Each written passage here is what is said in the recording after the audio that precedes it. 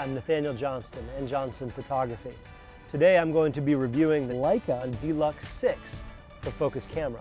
The D-LUX 6 is a great little camera, and it feels very solid, and it's a large sensored compact camera, which means that it's got very good light gathering abilities. One of the main reasons why you want to buy a camera like this is so that you can put it in automatic mode and just go to town without having to worry too much about settings and things like that. But you still have the capability to go from program to aperture priority to shutter priority and then even to manual. So I did a lot of my shooting today in automatic mode, and it did a pretty good job. Overall, I'll have to say that I wasn't overly impressed by the camera's ability to decipher a scene and pick the best exposure for that scene.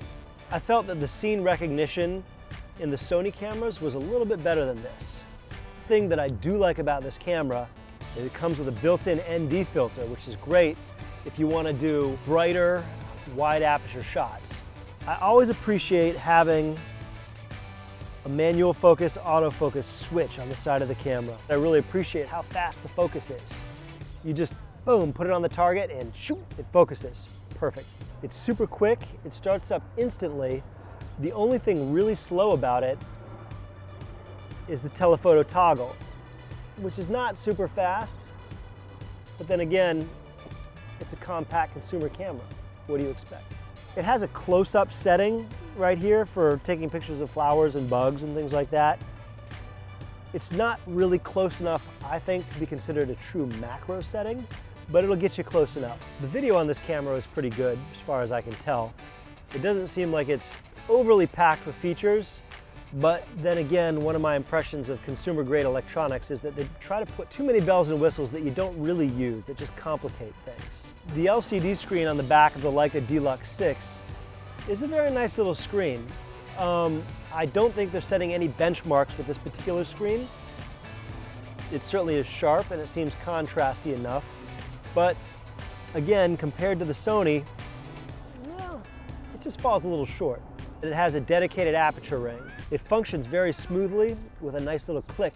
Another thing I really like about the Leica D-LUX 6 is that you don't have to navigate through the software menus to get it to pop up the flash. You just flip a little switch and there it goes. One thing that took getting used to was the user interface.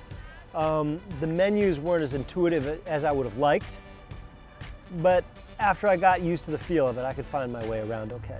The control dial on the top of the camera feels nice and solid. It's not difficult to move at all, but you definitely have to want to make it move. So you can be confident that you're not going to inadvertently switch from aperture priority mode to program mode or something like that. Not too excited about the power switch. I don't know what I expect out of it.